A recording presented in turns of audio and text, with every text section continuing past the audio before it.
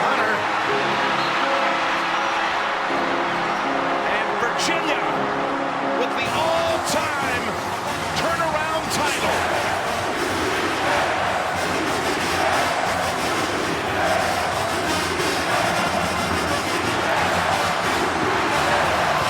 Good morning, Wahoo Nation. Grab your championship mug of coffee and join us as we prepare for the Boston College game today. Yeah, we're coming to you live. It's Saturday morning, and we're happy to welcome Zach Carey back to our show.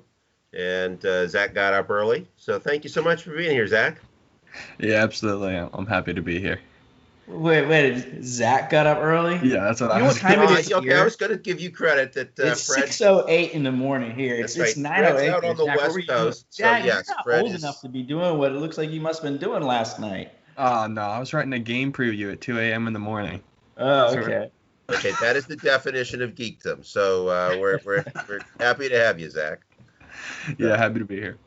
All right, again. Yeah, one of these days we're going to get these technical issues ironed out. We're going to be able to actually go live and broadcast and do the show the way it's supposed to go. But so hopefully the Hoos aren't having technical issues like we are and are prepared for the game.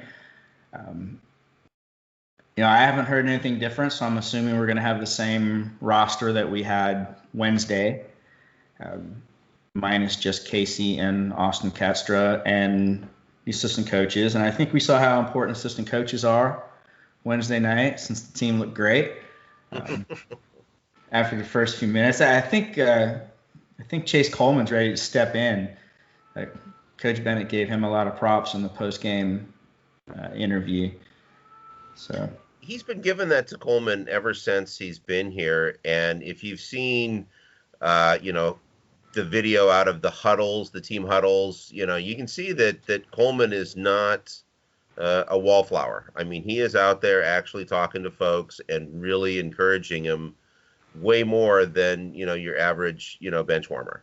Mm-hmm. He's just cheering. He's actually giving direction. And from what I understand, the desire to be a coach is in Coleman's mind, and he figures, he could probably play Division II ball somewhere. No, it's one of the things that brought him. One of the biggest reasons he came to UVA is that he wanted to be a coach and figure who better to learn from than Tony Bennett. Sure. So we're seeing that with Coleman. So Chase Coleman will be kind of the extra coach today. Johnny Carpenter and drawing a blank. Ronnie Weidman, I think. Ronnie Weidman, thank you. Yeah, I knew that. absolutely. That's just having a senior moment.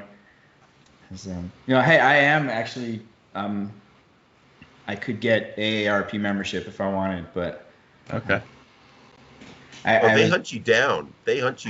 I mean, all my friends, when we all turned 50, we were all like wondering, how long does it take AARP to send you that welcome note? And it was within a week of, at least 10 of our birthdays, Mm-hmm. they got it. So they'll hunt you down. Fred's had a chance to join it, so they've already found him. I've gotten a couple things in the mail, but I'm just not ready to take that plunge yet. Because then once you join AARP, it's official.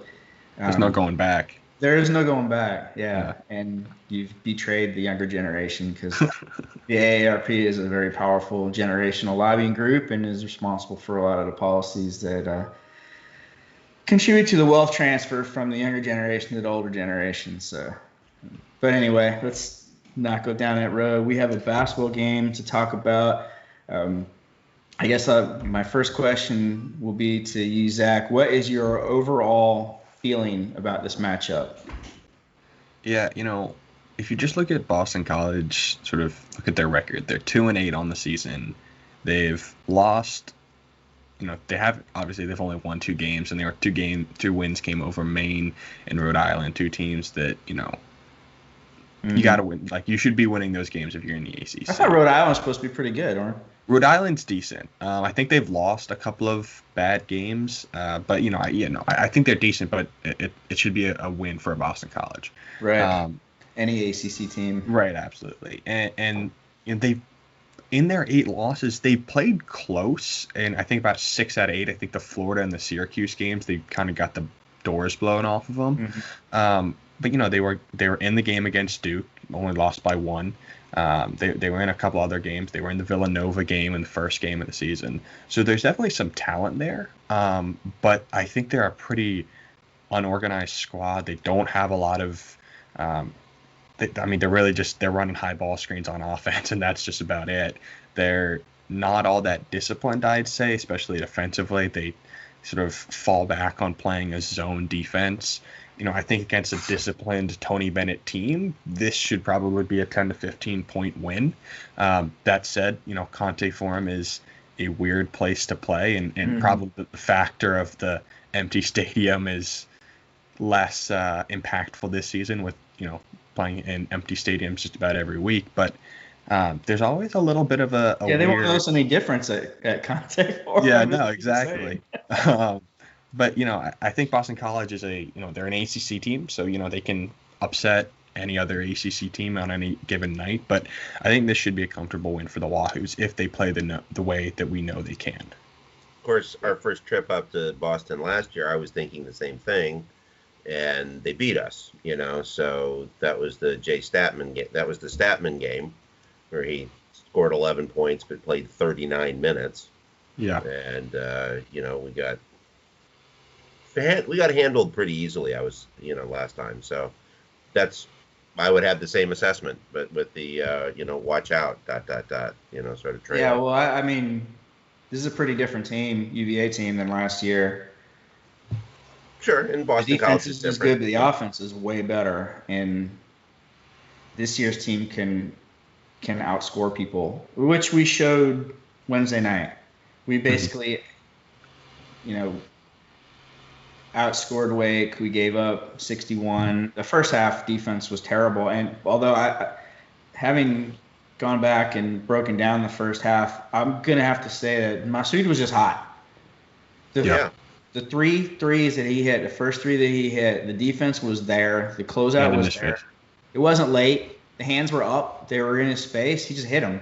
And in fact, the one that he missed was the one where the defense was late, and he actually had space. He was just hot. Where the defense was bad was on the pick and roll in the rotations, and I thought it was very interesting.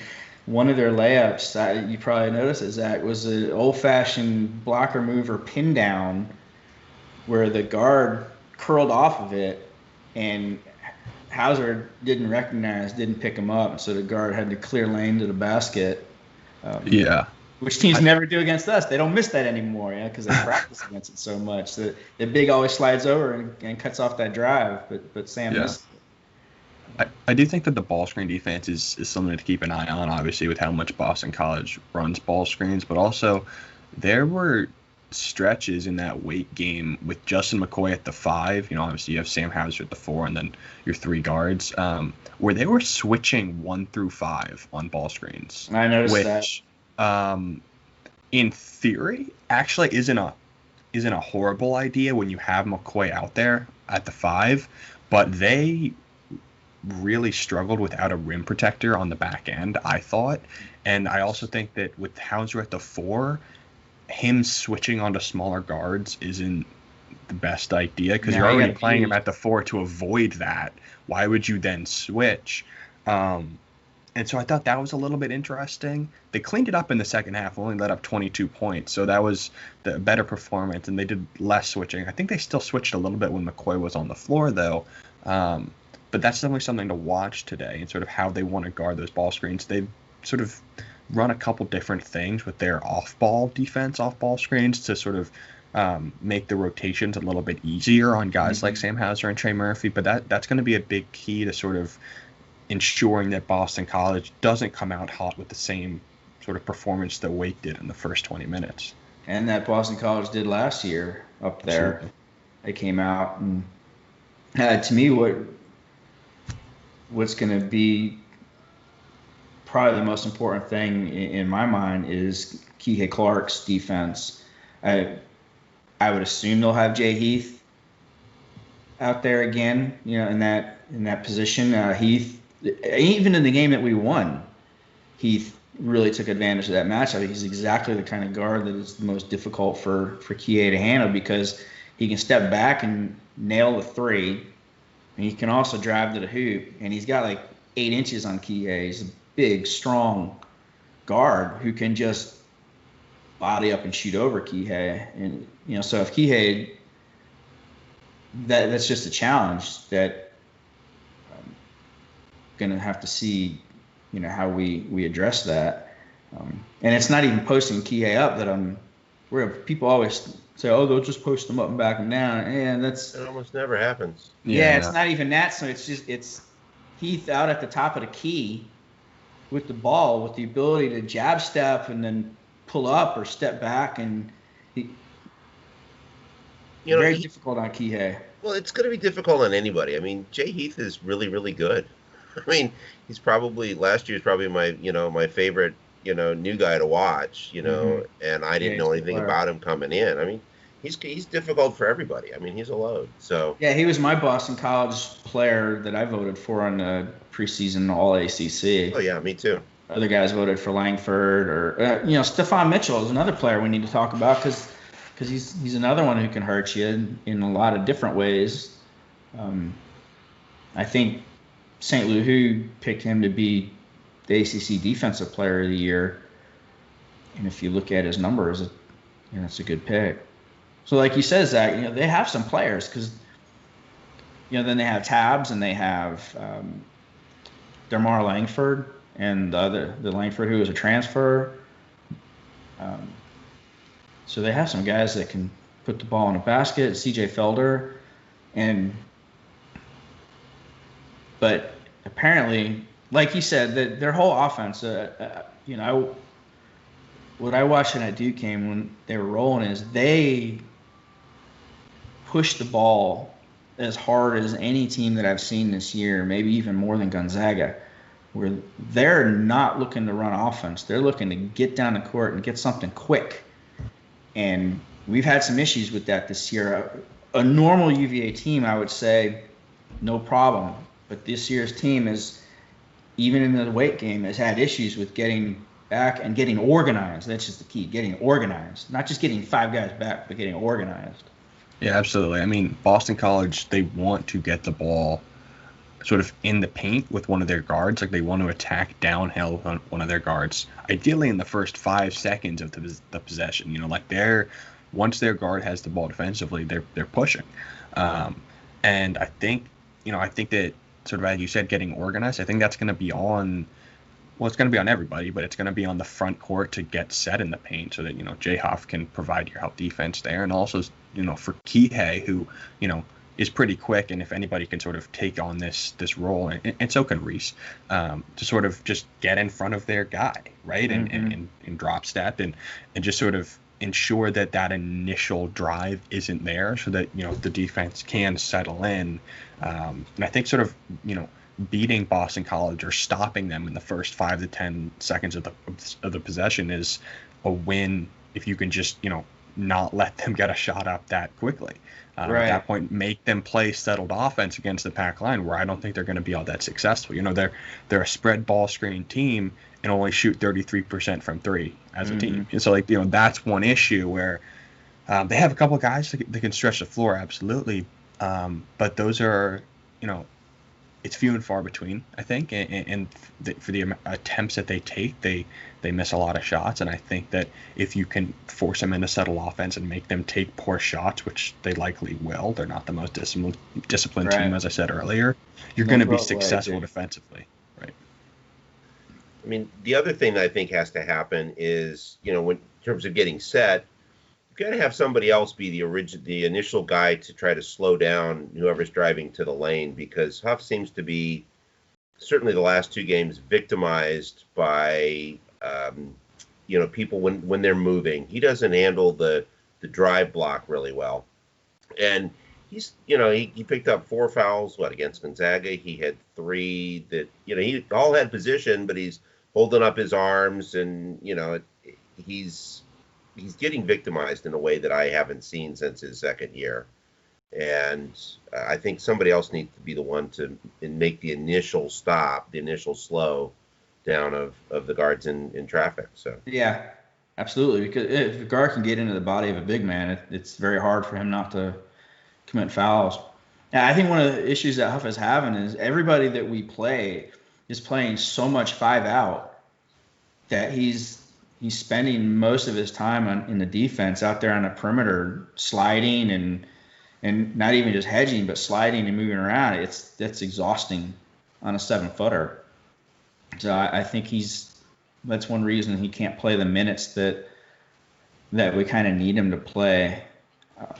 I do think they've made some adjustments. They're not actually, at least against Wake Forest from what I saw, they weren't having him hedge out as hard. They were playing a little bit more drop coverage, a little bit of just a slide out to make sure that the guard doesn't have an open alley to the basket. And so I think that they're going to try and adjust for that. I do think that part of Jay's foul trouble is just being more disciplined and sometimes not going for that, heroic shot block. Obviously, that's who he is, and that's what makes him great as a shot blocker on the defensive end.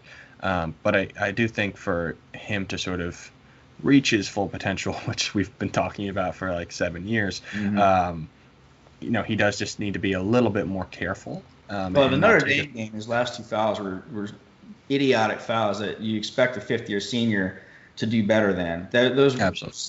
I was really angry each one of those because he needs to know better. But against Wake, I thought his foul trouble, a lot of it was one. I still breaking down the video. I still don't see the foul.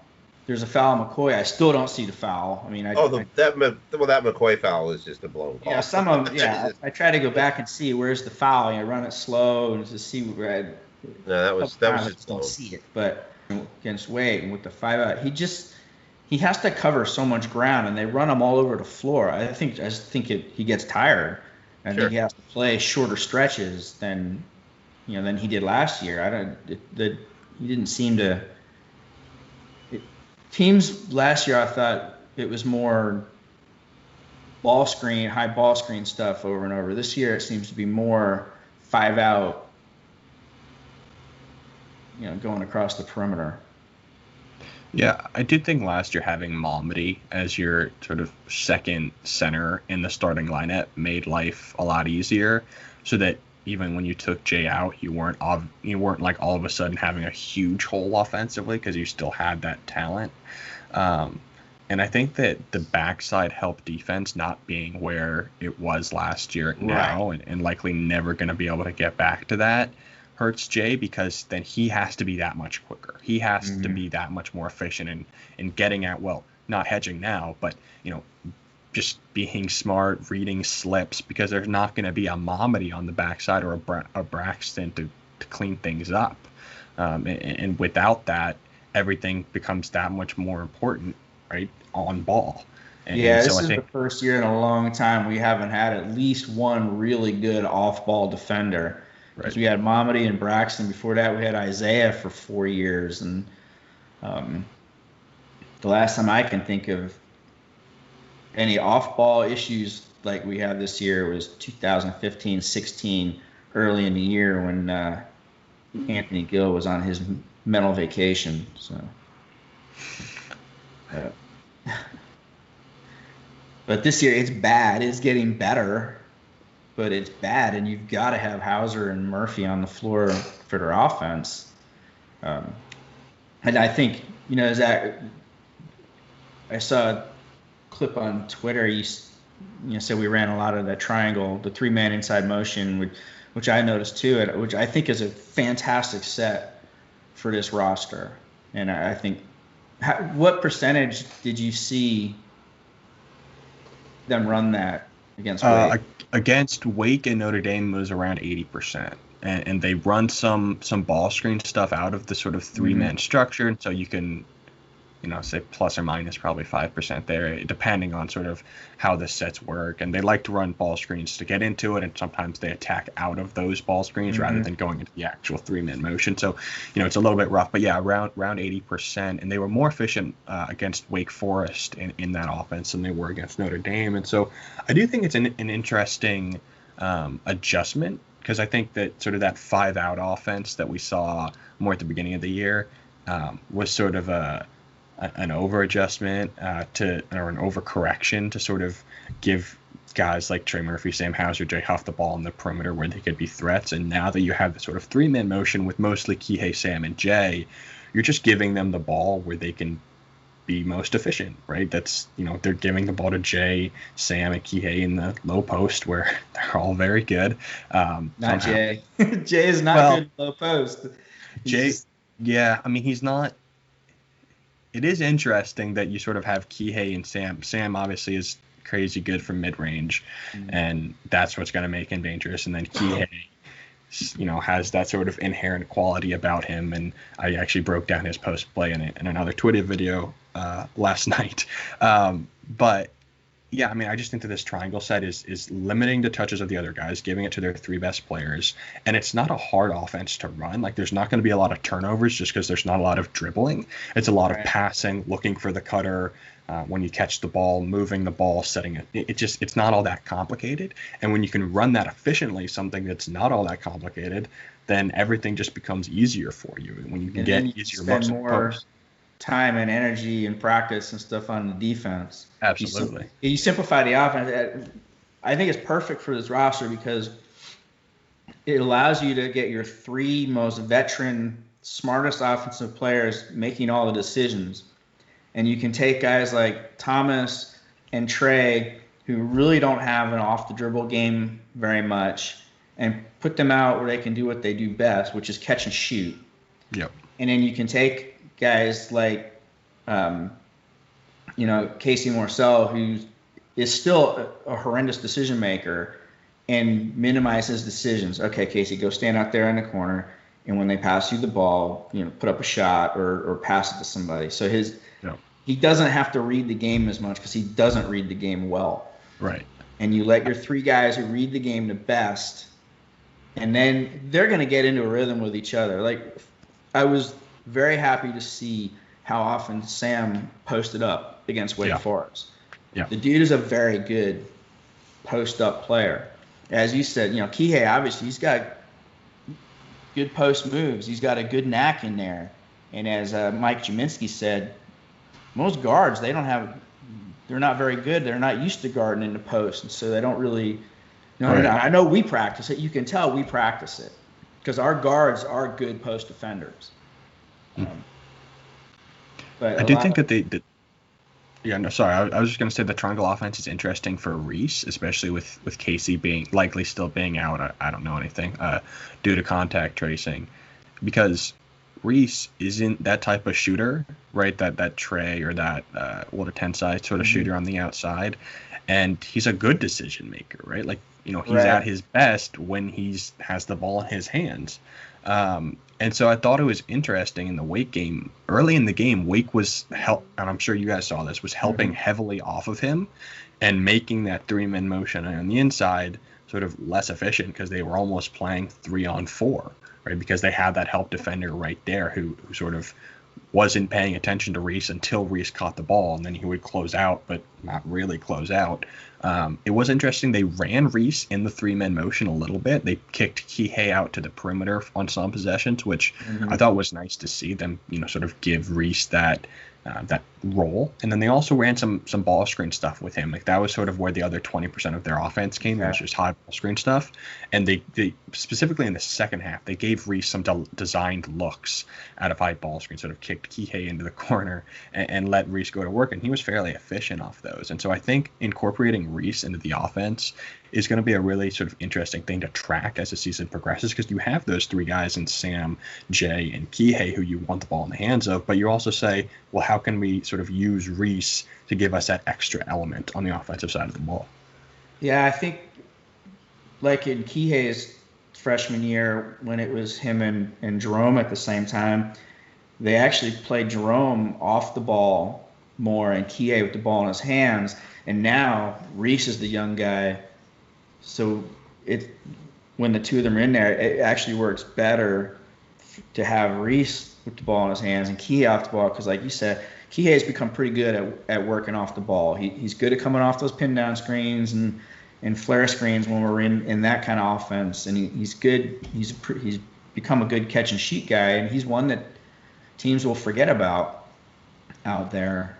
So, and it lets Reese do what he's more comfortable doing, which is pounding the ball on the floor and making plays. And well, it comes down to, you have more flexibility if you've got two ball handlers, and right. More flexibility is almost always a good thing, because teams the defense has to think new every single time they're down. Right. So, I'm loving seeing the growth of Beekman as well, and it's what we were expecting to see. We were all anticipating, that, and seeing that we were the number 4 preseason pick. It was predicated on a couple of things. One was Sam Hauser hitting the 3 better than he's doing, and one was, the play that Beekman was going to be able to walk in and, be the special one that, Bennett anointed him.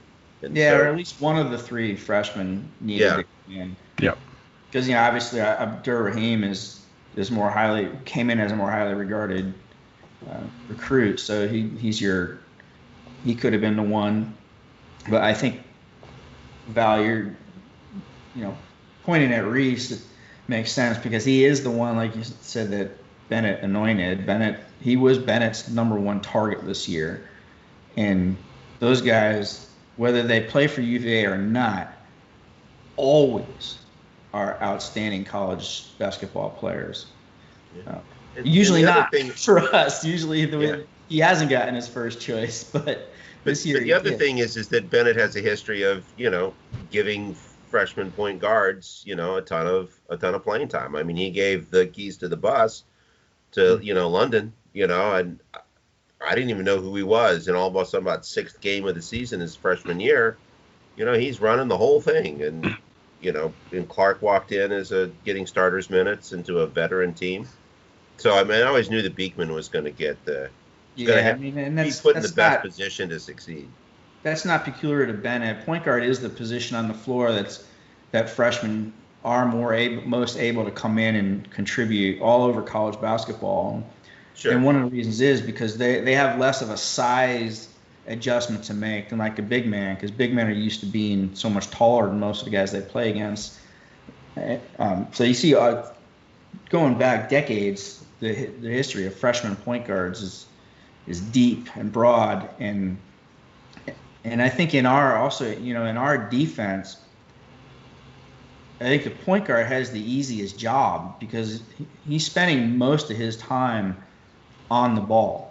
Right. He doesn't have to make many rotations and help and all that, because he's usually got the ball, and so they can come in and it's just less mentally on them. The big men, it's the 4s and 5s that have the most difficult adjustment to our defense and the most difficult job of learning, which is why our defense sucks this year, because we only have one experienced big man in the defense.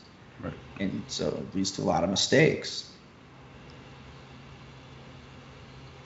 Yeah, I think Reese is, I think between Reese and Trey, like one of those guys is going to be your X factor, sort of that 4th guy that when they step up, life is easy almost, Mm-hmm. And we saw against Wake Forest, Reese had 5 steals, and he's an instinctual player. Like, I think we talked about this last time I was on, is just sort of being able to have this defense be sort of, not common knowledge, but have it sort of ingrained into your brain. And while Reese might not be there yet, he's definitely very quick on his feet. He makes reactions at the, immediately, and he just can give that spark to a team. We saw sort of in transition against that Wake. Steal and dunk was sick. That was like, who expected that?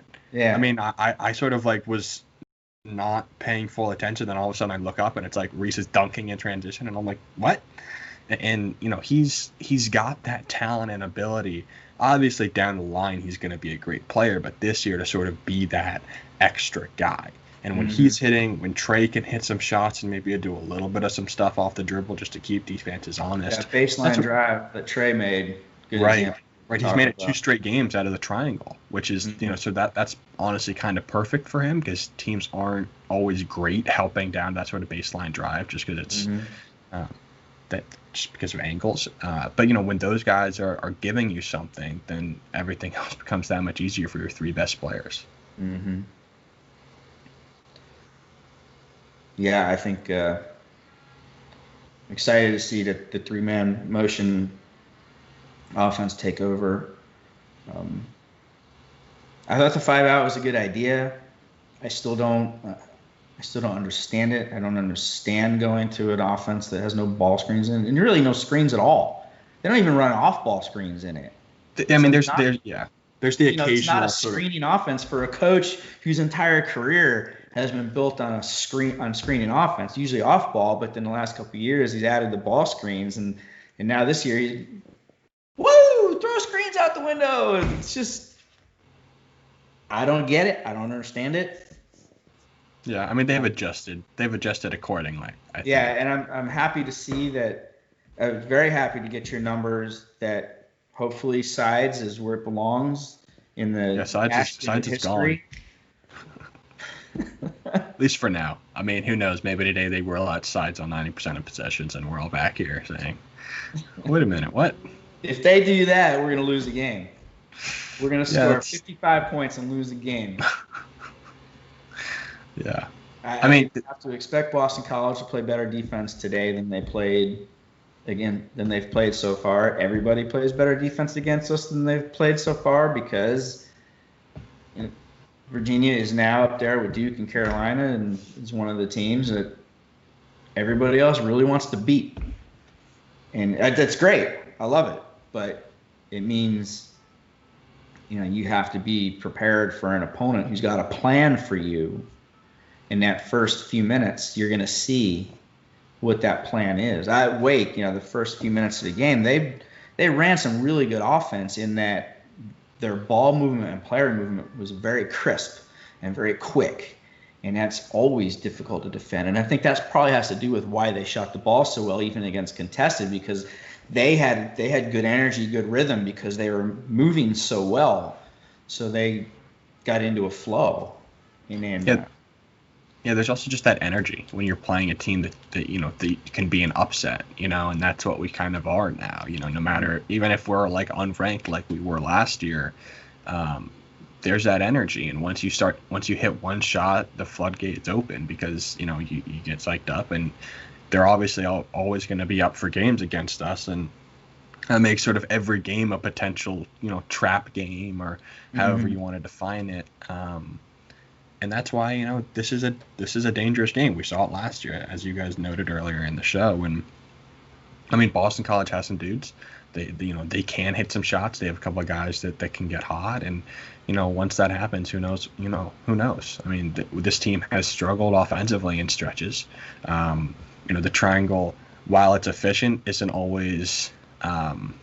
It's dependent on it's dependent on your players making plays and not getting into funks, and once that happens, everything becomes that much more difficult. And so there's absolutely a threat today, but I think if this team is plays as they should, this shouldn't be a stressful game for Wahoo fans, which I'm hoping for. All right, yeah, exactly. So let's close out today with each of us giving 3 things that are your keys to what Virginia has to do to get the win. And let's start with Val, and then I'll go, and then we'll give you the last word. Okay. 3 keys. Well, I think it's getting back on defense and keeping somebody has to be the guy to stop the drive first so that it's not Jay. Because if that happens, then Jay's going to get in foul trouble. Second key is that, as Zach said, we've got a 4th player. Who's that 4th player going to be? Is it going to be Beekman? Is it going to be Murphy? Which 4th player is it going to be? I think, you said that Trey's game's really not, on the ball. But I think I've been impressed with him driving. I've liked him in, with the ball in his hands, putting it on the deck. I don't think he's finishing as well, but I like that. So I want to see more of that. And the 3rd key would just be somebody other than Trey being able to hit the three. Because, I mean, Trey went, 3 for 6 yesterday, or against Wake, and the rest of the team went 3 for 12 or 3 for 18 or something. We're back to last year in terms of shooting the three almost. So I want to see somebody besides Trey actually hit some threes. Back to you, Brett. Yeah. One of my keys to the 3 keys is very similar to yours, Val. Your first one, it's the transition defense, and not just the initial transition, but the secondary break, getting back and getting matched up and getting the right matchups. There was one play against Wake where our guard got down early, but for some reason he picked up a big man and left it to Sam to try to close out on a shooter in the corner, and they got 3 points out of it. So we need to get back and get the right matchups, because they'll attack the basket hard and kick it out. And if you're not ready for that kick out, then you're going to have a lot of trouble, and they're going to get on a roll. So that's key number 1. Key number 2 is the matchup. Kihei defensively on Jay Heath.